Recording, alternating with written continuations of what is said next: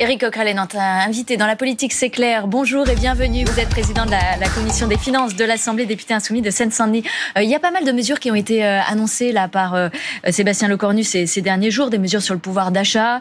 Il y a des hausses d'impôts pour les plus riches avec la taxe sur le patrimoine financier, plus toutes les taxes de l'année dernière qui seront reconduites. Un geste pour les carrières des femmes aussi pour corriger la réforme des retraites. Vous, en tant qu'homme de gauche, vous vous dites le compte y est ? Vous attendiez mon sourire, non? Non, écoutez, y a toutes les mesures qui sont annoncées. Alors, la plupart, d'ailleurs, déjà, en réalité, baissent encore les recettes, puisqu'on parle de défiscalisation de supplémentaires. On parle alors, non pas restaurer, parce qu'en fait, la prime Macron existe déjà, mais on parle de la prolonger, de la défiscaliser. Donc, c'est toujours moins de recettes. C'est toujours une façon de contourner la question et le problème dans ce pays. Le problème dans ce pays, c'est que le travail ne paye pas assez. C'est-à-dire, les salaires ne sont pas suffisants, j'allais dire, par rapport aux revenus du capital. Et là, la manière d'augmenter les salaires, c'est de prendre ce qu'on appelle le salaire socialisé. Hier, c'était les 80 ans de la sécurité sociale. Ouais, vous savez, on en a parlé. Voilà.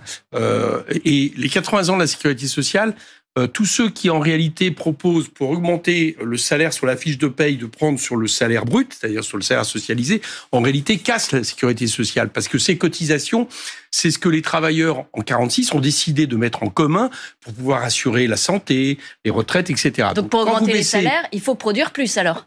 Pour augmenter les salaires, non. Pour augmenter Donc il faut les salaires, une politique pro-entreprise. Il faut partager les richesses. Il faut bien une politique pro-entreprise pour produire plus. Aujourd'hui, ce que nous constatons depuis 2017, c'est que le partage de la valeur ajoutée, vous savez, entre le capital et le travail, il se fait de plus en plus au détriment du travail, en faveur du capital. Et pire, pas n'importe quel capital, c'est le capital non investi qui, après, se transforme en dividende. Donc, il faut inverser ça. Il faut à nouveau que les salaires, mais aussi, j'allais dire, les revenus des artisans, des commerçants, tous ceux qui produisent des richesses dans ce pays, gagnent mieux leur vie, mais ça ne peut pas se faire sur, j'allais dire, ce sur quoi est assis notamment la sécurité sociale. Donc, toutes ces mesures ne sont pas bonnes. Les deuxièmes, ce que je constate, c'est que on nous propose une taxe sur les holdings qui ne va rien rapporter puisqu'elle exclut les biens professionnels, qui est le cœur du problème de tout ce type de taxe. Gabriel Zucman, que j'ai invité à l'Assemblée nationale lundi avec l'économiste Stiglitz, l'a bien rappelé. Quand l'exclusion des biens professionnels, c'est quelque chose de très français. Et ça a été, figurez-vous, je le savais pas, je l'ai découvert avec Gabriel Zucman, ça a été fait au moment où, en 1980, on a créé l'ISF. Il y a eu un amendement qui a exclu les biens professionnels, on a parlé d'outils de travail. Le bilan, c'est que les milliardaires, en réalité, on le sait, l'ISF les touche très peu. C'est pour ça que l'ISF, j'entendais votre invité précédent, c'est pour ça que l'ISF, finalement, n'a pas eu la rentabilité estimée, c'est que tous les ultra-riches qui transfèrent, j'allais dire, leur revenu vers du patrimoine de biens professionnels, qui est souvent des actifs financiers, eh ben finalement sont beaucoup moins imposés que la moyenne des Français, moitié moins, et l'ISF les touchait peu. Donc il faut revenir là-dessus. Mais taxer le patrimoine productif, finalement, est-ce que c'est pas casser la croissance, casser les entreprises? Vous connaissez l'exemple de Mistral AI, on ne va pas le reprendre aujourd'hui. Mais il y a beaucoup d'entreprises qui ne se versent pas de bénéfices, qui ne se versent pas de dividendes et qui ne peuvent pas payer cette taxe. C'est pas ces usines qui seront, c'est pas ces entreprises qui sont concernées. La taxe Zucman, elle ratisse large. Les gens concernés, c'est les gens qui ont plus de 100 millions de patrimoine. Alors je vous le dis très clairement, je pense que c'est pas forcément un patrimoine liquide et c'est un patrimoine qui n'est pas professionnel. La grande majorité des chefs d'entreprise de ce pays n'ont pas 100 millions de patrimoine personnel, ils n'ont pas. Voilà, ça, vous pouvez les interroger, vous pouvez regarder, ça ne les concerne pas. Qu'ils nous écoutent, parce que notamment le MEDEF a fini par les convaincre qu'en réalité, ils sont concernés par tout ça. Ils n'ont pas ce patrimoine. Donc la question n'est pas d'aller taxer l'outil de travail de la PME, TPE ou autre. La question, c'est d'aller taxer tous ceux qui ont mis dans leur patrimoine professionnel, en réalité, des actifs financiers qui sont leur enrichissement personnel. Voilà. Et ça, pour ça, il faut inclure les biens professionnels. Donc, les mesures qui sont proposées, pour aller vite, 1, continue à baisser les recettes de l'État. 2, ne règle pas la question du pouvoir d'achat par l'augmentation des salaires. 3, en réalité, ne touche que très peu ce dont souffre notre pays depuis 2017, c'est-à-dire, à force de cadeaux fiscaux aux plus riches, on a abaissé les recettes de l'État, 60 milliards, on a créé les déficits, au moins la moitié des déficits s'expliquent comme ça, et en plus de ça, on n'a pas assez d'argent pour investir, ce qui serait aujourd'hui absolument nécessaire, notamment la bifurcation écologique. Donc c'est une censure a priori qui se dessine côté LFI ? Côté LFI, oui, bien sûr. Alors déjà... Vous la déposerez juste après le discours de politique générale ? S'il n'y a pas de vote de confiance, on fait une censure, donc ça sera après la discussion de politique générale. Et j'allais dire, là on parle d'économie, mais moi ce qui m'étonne, c'est qu'il y ait des hésitations, notamment du côté des groupes de gauche. Je pense que M. Retailleau sera dans le gouvernement. On imagine vraiment qu'un gouvernement qui a été battu, des gens qui ont été battus en juillet 2024, on va se demander s'il faut les censurer ou pas par rapport au cadre d'une politique qu'on connaît. Économiquement, elle est mauvaise, mais aussi sur d'autres aspects, notamment en matière autoritaire, en matière vis-à-vis de l'immigration, vis-à-vis de déclarations. Est-ce que vos alliés de gauche vont vous suivre sur cette censure ? Comment ? Est-ce que vos alliés de gauche vont vous suivre sur cette censure ? Bon, on verra bien. J'ai cru comprendre que M. Faure l'envisageait plutôt. Mais moi, je vais vous dire ce que je crois. C'est qu'aujourd'hui, il y a un accord global entre Marine Le Pen et la Macronie et que ça les amènera, à mon avis, à ne pas censurer ce gouvernement. Et je pense que c'est d'ailleurs ce qui explique que M. Lecornu a retiré l'idée d'un 49.3 parce que depuis quelques jours se dessine un accord. Je ne sais pas quels sont les tenants et les aboutissants de ces accords, mais pour que le Rassemblement national laisse en vie la Macronie. Vous pensez que effectivement il y aura des accords sur le budget entre le socle commun et le RN au cours du mois d'octobre ? Je pense, oui. Alors déjà, une première chose, qu'est-ce qui me fait dire ça ? C'est que à l'Assemblée cette semaine, on a assisté quand même à quelque chose de très frappant.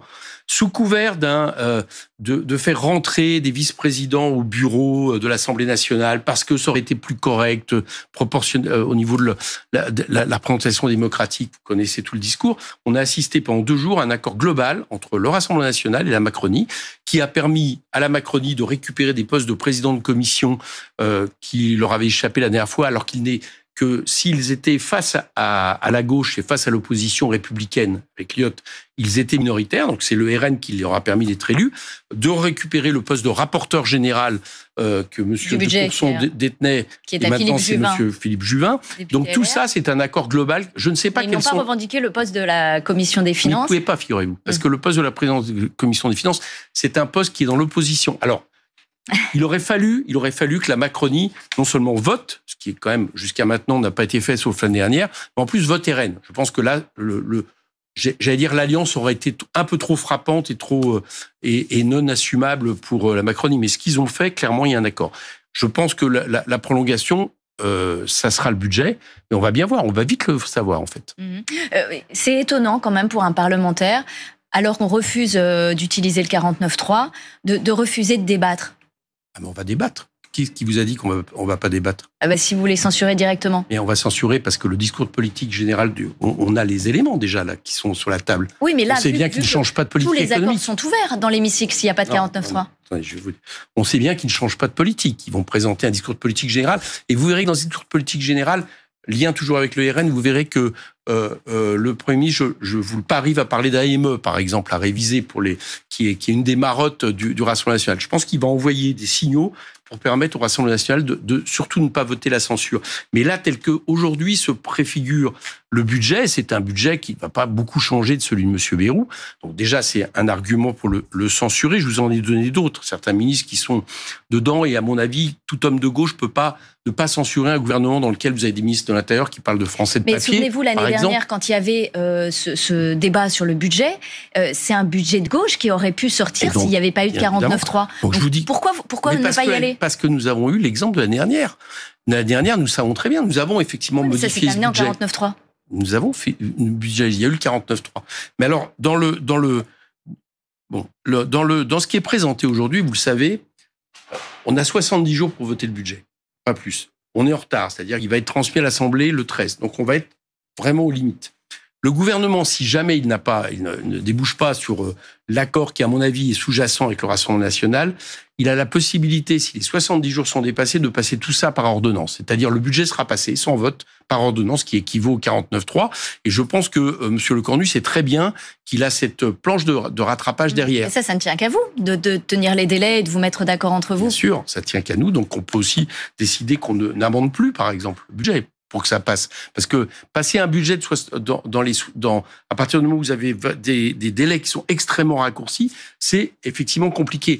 Mais en plus de ça, non seulement il y a la question des délais, mais par exemple, si vous avez 2 commissions mixtes paritaires qui n'arrivent pas à conclure, et à la fin, un vote qui est négatif, ils ont la possibilité, à partir de là, de passer ordonnance. Donc moi, ce que je crois, c'est que c'est un leurre, cette histoire de ne pas 49.3. M. Lecornu aura la planche de rappel avec cette histoire de délai qui lui permettra de passer par ordonnance. Et sinon, vous verrez, je crains fort que l'accord avec le Rassemblement national se perpétue pendant le budget.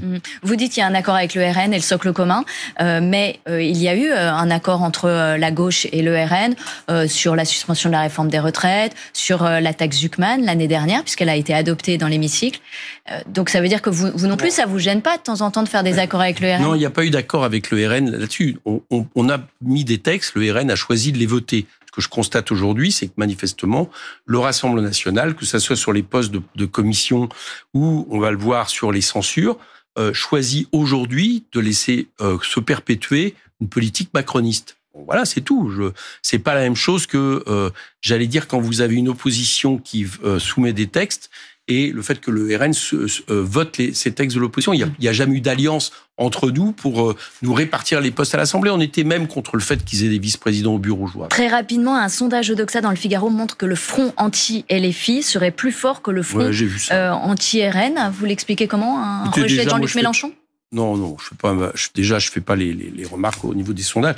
J'allais dire que de la part notamment de la Macronie, de la part et de l'influence qu'ils peuvent avoir sur certains médias, eux et l'extrême droite, tout ça finalement ne m'étonne pas. Il y a toute une atmosphère. Mais je pense qu'ils jouent un jeu extrêmement dangereux. Vous remarquerez que la Macronie quand même a eu beaucoup de ses députés sauvés par le Front républicain, que nous avons largement respecté, enfin en tout cas par un bouclier républicain. Bon, dès lors que ça a été fini, ils n'ont eu de cesse en réalité de nous dénoncer comme les pires ennemis. Aux prochaines élections, je pense peut-être qu'ils le regretteront, parce que le Rassemblement national, lui, progresse. Lui menace notre démocratie et notre République. Mais dans l'opinion aussi, visiblement, si on lit ce sondage. À force d'estimer et à force de taper sur un seul adversaire qui serait France Insoumise, je peux estimer que, effectivement, à un moment donné, ça a des répercussions sur l'opinion. Mais moi, je pense que le peuple français est un peuple très politique, très intelligent, et que vous remarquerez que ces votes ne sont pas en lien souvent avec les sondages. La preuve en juillet dernier. Merci à vous, Éric Coquerel, d'avoir été notre invité ce matin, président de la Commission des finances de l'Assemblée nationale, député insoumis de Seine-Saint-Denis. Tout de suite, vous avez rendez-vous avec